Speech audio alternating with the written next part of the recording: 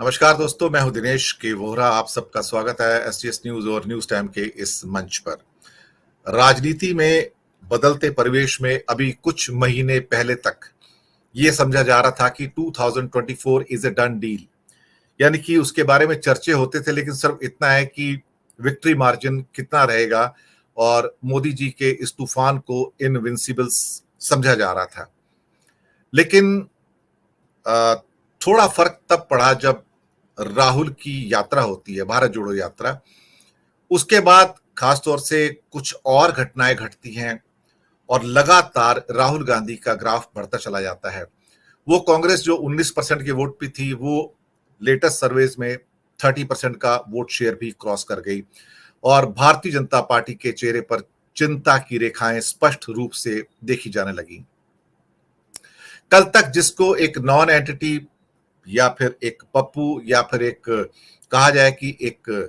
मरा हुआ घोड़ा जैसे लोग कहना शुरू हो गए थे, कांग्रेस को ये कभी जीवित नहीं हो सकती। इवन विपक्षी दलों ने भी कांग्रेस का फातिया पढ़ना शुरू कर दिया था। लेकिन कहते हैं कि राजनीति में 7 दिन काफी होते हैं पूरे परिदृश्य को बदलने के लिए। धीरे धीरे कुछ बात ऐसी हुई कि जहां पर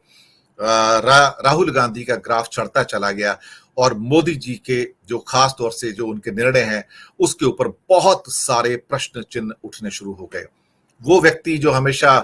अपने बातों की वजह से लोगों के दिलों में गहरी छाप छोड़ता था, नरेंद्र दामोदर दास मोदी, और अब उसके एक्सपोज होने का समय आया कि जब वो कहता है और जो करता है उसमें जमीन आसमान का फर्क है। मुझे लगता है कि संघ के अंदर भी चिंता की रेखाएं आनी शुरू हुई और जब उनका ऑर्गेनाइजर में एडिटोरियल आता है तो उसने भी अपने आप में इस बात को स्पष्ट कर दिया कि हाँ, मोदी की छवि, उसका ऑरा अब मैजिक काम नहीं कर रहा है। दूसरे विपक्ष की जो भी कॉन्क्लेव हुई है, अभी बैंगलोर होने जा रही है, इससे पहले पटना हुई थी, उसने भी काफी हलचल मचाई है और शायद इसी वजह से जो आज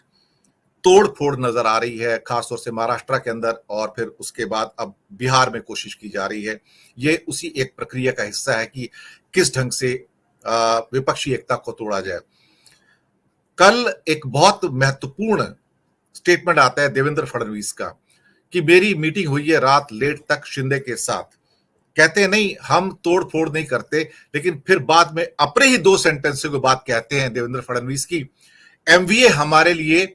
खतरा बन गया था और उसको तोड़े बिना हमारे चांसेस महाराष्ट्र में क्षीण हो रहे थे। तो 2 बातें उन्होंने महत्वपूर्ण कही। पहले कहते तोड़फोड़ नहीं, फिर कहते कि एमवीए को तोड़ना बहुत जरूरी था। ये शायद उनकी जो एक अंदर की बात है वो सब निकलकर अब बाहर आ रही है। मुझे लगता है कि जिसे वो बहुत निर्बल समझ रहे थे, एक जंगल का जुगनू समझ रहे थे, या फिर ये कहा जाए कि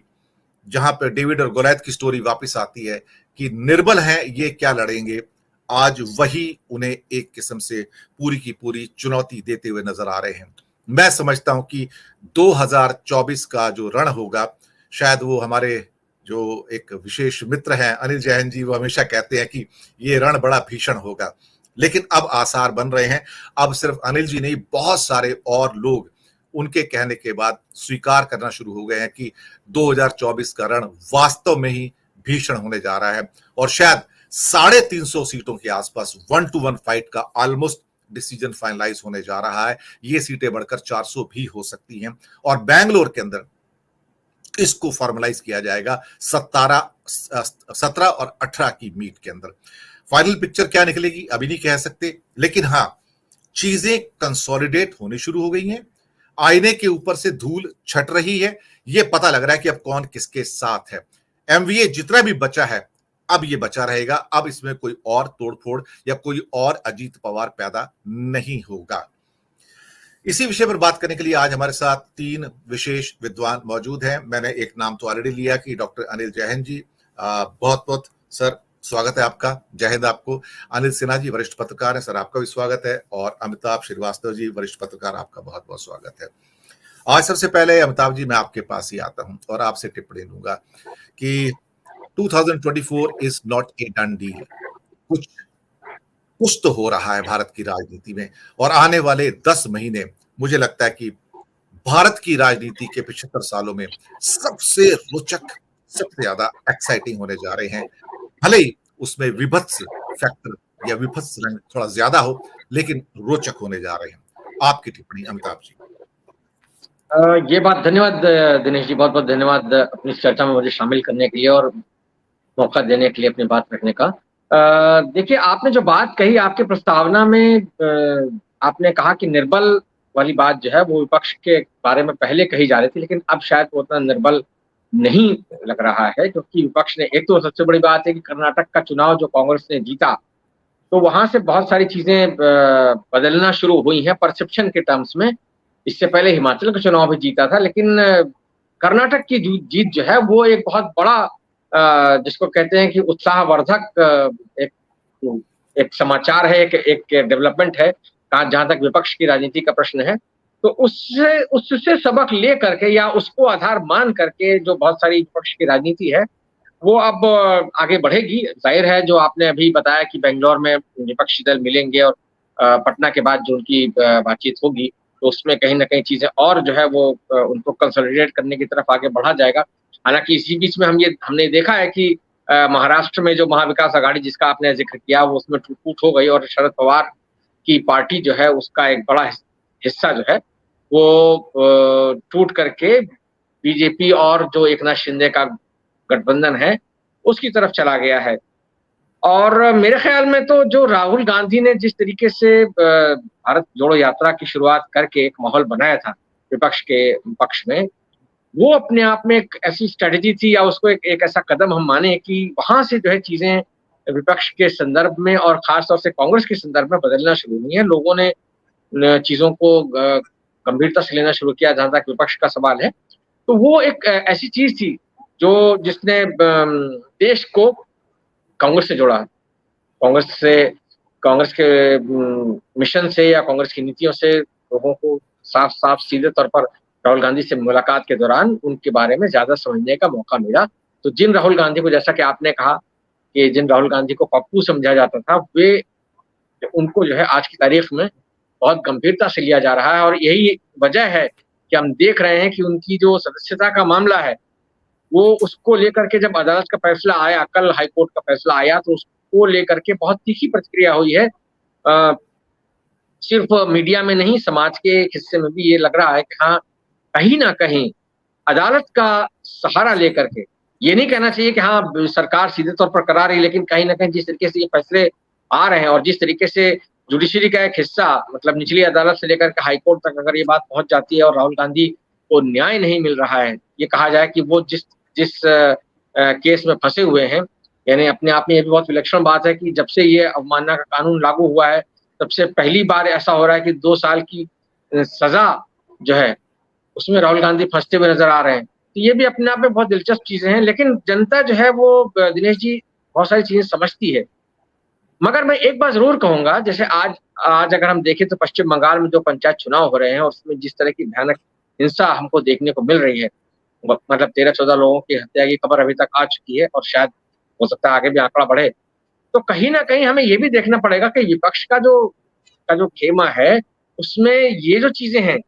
जिस हिंसा के लिए हम उत्तर प्रदेश में या और अन्य भारतीय जनता पार्टी शासित राज्यों में उन सरकारों को हम जिम्मेदार ठहराते हैं इसके लिए, उसी तरह से हमको ये भी देखना होगा कि कहीं विपक्ष की जो जहां जहां विपक्ष की सरकारें हैं वहां जो है किस तरह का राज चल रहा है, किस तरह का राजकाज चल रहा है। वहां भी तो ऐसा नहीं कि जो तानाशाही जिसका हम विरोध करते हैं वो उस तरह की नीतियां चल रही हो। तो ये भी हमको देखना पड़ेगा। ये जरूर है कि हाँ, विपक्ष के लिए 2024 की लड़ाई, जैसा आपने कहा 75 सालों में बहुत दिलचस्प हो सकती है। हाँ, ये हो सकती है, बशर्ते विपक्ष जो है वो जो उसने पटना में शुरुआत की है उस शुरुआत को मेंटेन रखे और अपनी जो एक रणनीति है, साझा रणनीति है, उसको कंसोलिडेट करता रहे लगातार। मैं तो कहूंगा कि शरद पवार को भी ये जो महाविकास आघाड़ी के, यानी उनकी पार्टी में जो टूट हुई है एनसीपी में, उसके बाद उनको अपनी पार्टी को और एमडीए को मजबूत करने के लिए राहुल गांधी की तरफ पर उनको भी एक पदयात्रा जैसा कुछ निकालना चाहिए। महाराष्ट्र में माझा महाराष्ट्र करके अगर वो निकाले तो वो बहुत अच्छा रहेगा उनके लिए। मुझे लगता है जिन क्षेत्रों में शरद पवार का प्रभाव है वहां पर निसंदेह उनकी अपनी एक छवि है, उनका एक दबदबा है और वहां का वोटर जो है वो ये निश्चित तौर पर